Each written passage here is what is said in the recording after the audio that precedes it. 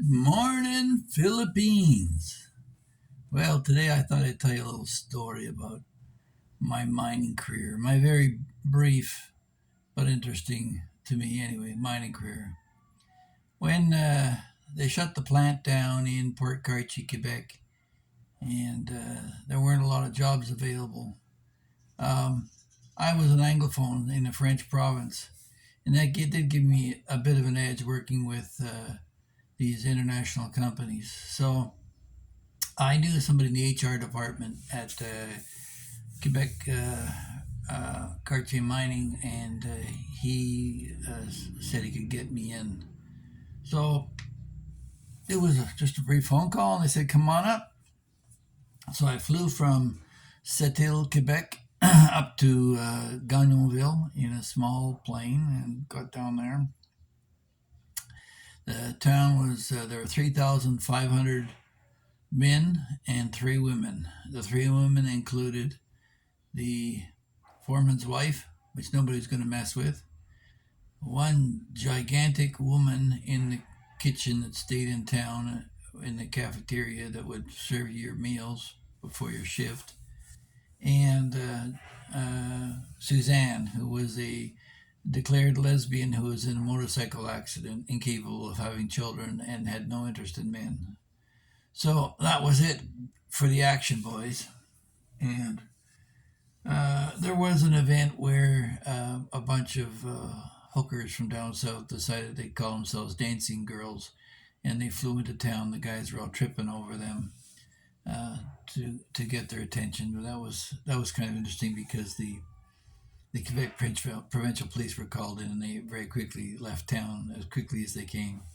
But I digress. So, yeah, initially, they started me off as a laborer, shifting cables around, electric cables. A lot of the equipment's run electrically. Big powerhouse generation up there from Hydro Quebec, so it was easy to access the grid. All the shovels and drills were all electric, run on cables. So I would spend the day walking around with a pair of cotton mitts, cotton gloves, then wool mitts, and then asbestos mitts, and then rubber mitt on top of it. Because I was moving cables that had minimum 10,000 volts running through them, through the snow, and if there was ever a break, they wanted to afford some protection. So when a shovel was relocated within the mine or a drill, we would move the cables around. And very quickly, I got off that task and was put on a drill, and we're drilling 18-inch holes into the banks of the mine to lay explosives on. And interesting note on that was that there was used to have mining explosive shacks, which are kind of flimsy for the guy who detonated the explosives. But one time, I guess a giant boulder flew out of the blast and landed squarely on the hut and crushed the guy. So they started using instead of that, they used a 14-yard shovel bucket from one of the things pointed towards the draft so it could take the blast even if the boulder hit on it. So that was the new innovation they had. And so from the drill end of things, I got to know my way around the mine, and they started to gain some confidence in me. So when there was a blast, they asked me to take the school bus and go and drive and pick up all the guys around the site, making sure I got everybody on the list. Back down, we're about 2.5 miles away from the actual blast. And this was an iron hematite mine. So it's crystallized iron. And they make jewelry out of this stuff. It's beautiful. The ore was over 90% pure coming out of that mine. And there's a whole chain of it up there. So anyway, I picked all these guys up and bring them all down to the shed. And then you'd hear the blast, the sound from the warning blast that they're going to set off the explosive and lay off the bench. And after that, then dead silence. But you saw the whole side of the mountain move up, and quietly, very, very awesomely quietly, you'd see this huge plume of dust rise and boulders come flying out from inside it. and the boulders would keep coming and coming and coming. We're 2.5 miles away now, and some of them would come as close as the parking lot where were the smaller ones. So these things flew for miles, and at about 10 seconds after you saw this stuff move, boom, the whole shed would shake. And man, the first time you go through that, it's a real shaker for sure. So yeah, there wasn't much to do up there except wash your laundry, do some exercise, and drink. So there was a lot of drinking going on.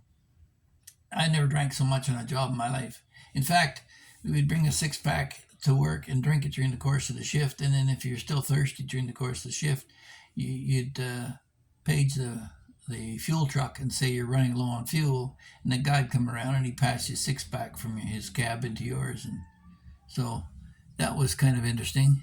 And then they had a thing going on about how they had a bet going on that anybody who could do a 360 in a 150-ton truck, which there'll be an image on the thumbnail there, they would win a case of beer. It was sort of an ongoing thing. Nobody thought they could do it. But I came down from having my bucket cleared, and the truck was very light at that time, and I was going down with just a bit of snow into the dump site. And at the bottom of the patch, there was a sheet of black ice. When I saw that, now the maximum speed of this thing is 35 miles an hour. After that, the dynamic brake kicks in. There's 5 braking systems on this truck. It's a 600-watt generator that generates the power to the wheels. So you have to be very careful when you hit the crest of the speed if you want to get your maximum torque. And so when I hit that black ice, I slammed on the brake hard and I cranked the wheel hard, and the truck was light because if it was loaded, it would have tipped right over, and a few trucks had tipped over. But I actually did a 360, the only one ever to do that in Quebec Cartier Mining. I was a bit crazy back then anyway. So yeah, I won my case of beer, and it was the talk of the town. They thought I was an expert, and they loaded me up and had me cranking out and doing extra shifts, and I got tired and bored, and then I went down one time to clear the residue of the snow off the bucket, and then when I came down the hill, I was in a daydream. I don't know if it was the booze or the lack of sleep or whatever, but yeah, I saw one of the guys waving at me. And so I rolled down my window and I waved at him, and he went, cut. I go, what? So I slowed down, I stopped, I said, what's up? He says, look behind you. So I looked behind me. Oh shit, I left my box up in the air. So I let it down. I said, thanks, man. I was about to drive away. He says, no. Look way behind you. And I looked way up the hill, and I could see the cables that go into the mine, and they were swinging in the breeze like that, which seemed unnatural. I said, what's that? He says, you shorted out the mine, asshole. I go, what? It was your box. It touched the cables. You're lucky you weren't killed. I said, well, don't worry about me. I said, I got these big tires full of air to protect me. He says, they aren't full of air. They're full of liquid calcium. Didn't anybody tell you? I said, what? Yeah, they're liquid calcium. If there was a leak in those tires, we wouldn't be talking right now. So as he's telling me this, I'm looking down the side of the mountain, and I see from the staff clubhouse a crew of trucks come flying up the mountain, and I got a good chin wagon by the mining superintendent, and they sent me back for extra training. But I wasn't, being an Anglo, I wasn't really welcome in Quebec, and there were some pretty ardent separatists that wanted to get rid of us. And I did have an occasion one time when I backed up into behind a shovel, and the guy dropped a 2.5-ton boulder on top of my cab, and I had 2.5 inches of plate steel protecting me, but it bent that down and it bent into the cab, and it didn't get me because I guess it stopped before that, and it fell down into the bucket, and I went down, and when they saw that down at the mine site, they called me in, and they said, no, you're gonna have to park that. We're gonna fix that. So I was out of commission for a few days, doing other chores like driving a school bus for blasts and stuff like that. So yeah, it was quite an adventure. The mine was having a go of it because Brazil was also in the mining business, and they had ore every bit as rich as what we had, but their labor costs, they would pay a guy there for a day what it would cost us an hour. So, or maybe it was more worse than that. But anyway, eventually the mine shut down and all those trucks got shipped down to Brazil, and they mined down there. And years later, I was driving through central BC and I saw one parked on the side of the road. That's Electra Hall. And I said, I drove one of those, to the girl, the information booth, and she says, "Oh, it's from Brazil." I said, "No, it's not from Brazil. It was made in Canada, shipped to Brazil. Now it's back home." Really? She had no clue of that. Lost our history. So the truck that I drove was built in 1950, and I was born in 53. So the truck was older than I was, and it was a tough bugger. 18-inch wheels, and yeah, you had to back that thing into the crusher and drop the load into the crusher, and you only had about 6-inch play on that. And as far as looking at the front of the truck, anybody within 25 feet you couldn't see, so you just run them right over because you never see them. Even on your close side, the driver's side, 15 feet, if they're within that, you wouldn't see them either. So it's very important to keep your other vehicles and everybody far away from these electro holes as possible because you just weren't seen. So when you're driving the truck, you'd have to look down the road and gauge, and you couldn't see 150 feet behind you, and you couldn't see 75 feet on the other side. So there's a big, huge blind spot on these things. So it was an interesting time. One time we had a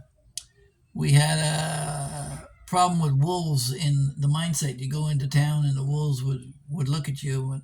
Fortunately, there's enough garbage around that they wouldn't bother us typically. I saw a beautiful black timber wolf, a female, with blue eyes. She looked right at me. She's as close as me as I am now to the camera. So that was kind of interesting. Backed away and went into the cafeteria. And yeah, so we would do typically a shift when we finished at midnight. It was an hour drive by bus from the camp to the mine site, and so when we got off at 12, the local bar was 45 minutes away, and we drove right by it.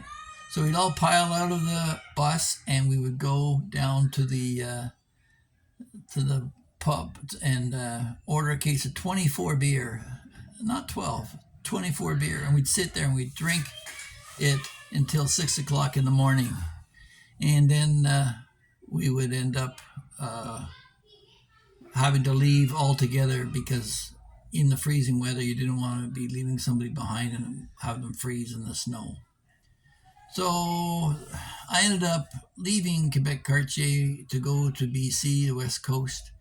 Got tired of several winters freezing my butt off in northern Quebec, and I got tired of the separatists and and the intolerance. I mean, I was bilingual, but that made no difference to them. I was still an Anglo, and there's so much hatred for English-speaking people back then. So if you like this little tale, please be sure to share, like, and subscribe, and we'll catch you in the next one. Thanks, bye.